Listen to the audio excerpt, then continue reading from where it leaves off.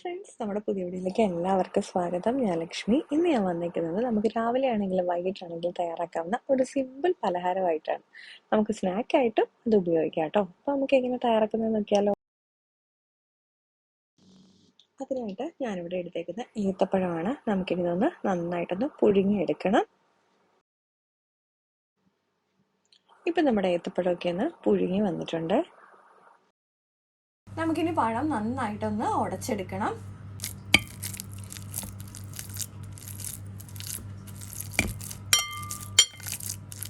ഇതിലേക്ക് ആവശ്യത്തിനുള്ള ഗോതമ്പ് പൊടി ചേർത്ത് കൊടുക്കാം.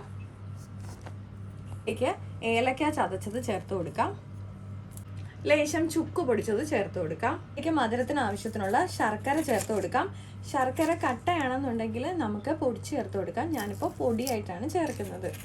ഇതിലേക്ക് തേങ്ങ ചേർത്ത് കൊടുക്കാം. ഇതിലേക്ക് ഞാൻ നെയ്യിൽ വറുത്ത് വെച്ച അണ്ടിപ്പരിപ്പും മുന്തിരിങ്ങയും അതുപോലെ തന്നെ കുറച്ച് പൊട്ടുകടലയും കൂടെ ചേർത്ത് കൊടുക്കുകയാണ്. ഇനി നമുക്ക് ഇതുപോലെ ഒന്ന് യോജിപ്പിച്ചതിന് ശേഷം നന്നായിട്ടൊന്ന് കുഴച്ചെടുക്കാം.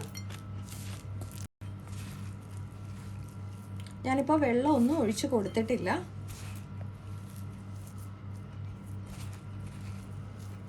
നമുക്ക് ആദ്യം ഇതുപോലെ നമ്മുടെ പഴത്തിൻ്റെ നനവ് കൊണ്ട് തന്നെ ഇത് നന്നായിട്ടൊന്ന് കുഴച്ചെടുക്കണം. നമുക്ക് ആവശ്യമുണ്ടെങ്കിൽ മാത്രം ലേശം ഒരു ചെറു ചൂടായിട്ടുള്ള വെള്ളം ഒഴിച്ചു കൊടുക്കാം. അല്ലെന്നുണ്ടെങ്കിൽ നമ്മുടെ ഈ പഴത്തിൻ്റെ വെള്ളത്തിൽ തന്നെ നമുക്കിത് നന്നായിട്ടൊന്ന് കുഴച്ചെടുക്കണം. അപ്പോൾ ഞാനിത് നന്നായിട്ടൊന്ന് കുഴച്ചെടുത്തിട്ടുണ്ട്. ഞാൻ 1 ടേബിൾ സ്പൂൺ ചെറു ചൂടുവെള്ളം ഒന്ന് ഒഴിച്ചു കൊടുത്തിട്ടുണ്ട് കേട്ടോ.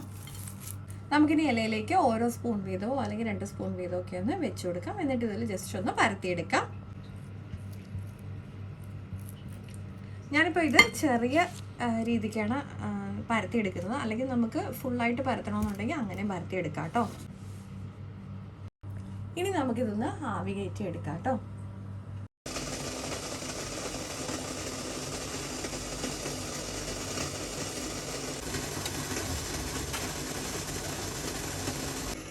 ഇപ്പോൾ നമ്മുടെ അടയൊക്കെ വെന്തിട്ടുണ്ട്. ഞാൻ ഗ്യാസ് ഓഫ് ചെയ്ത് കൊടുത്തിട്ടുണ്ട്. നമുക്കിതൊന്ന് തണുത്തിട്ട് എടുക്കാം കേട്ടോ. തണുത്തിട്ട് കഴിക്കുന്നതാണ് കുറച്ചുകൂടെ രുചിയാവുന്നത്. ഇപ്പോൾ നമ്മുടെ അടയൊക്കെ നന്നായിട്ടൊന്ന് തണുത്ത് വന്നിട്ടുണ്ട്. വളരെ ടേസ്റ്റി ആയിട്ടും നമുക്ക് എളുപ്പത്തിൽ തയ്യാറാക്കാം അല്ലേ. അപ്പോൾ എല്ലാവർക്കും ഇഷ്ടപ്പെട്ടിട്ടുണ്ടെങ്കിൽ തീർച്ചയായിട്ടും ഒന്ന് ട്രൈ ചെയ്ത് നോക്കണം കേട്ടോ. അപ്പോൾ ഇന്നത്തെ വീഡിയോ എല്ലാവർക്കും ഇഷ്ടപ്പെട്ടിട്ടുണ്ടെന്ന് വിചാരിക്കുന്നു. വീണ്ടും അടുത്ത വീഡിയോയിൽ കാണാം. ലൈക്ക് ചെയ്യാനും ഷെയർ ചെയ്യാനും കമൻറ്റ് ചെയ്യാനും സബ്സ്ക്രൈബ് സപ്പോർട്ട് ചെയ്യാനും മറക്കല്ലേ.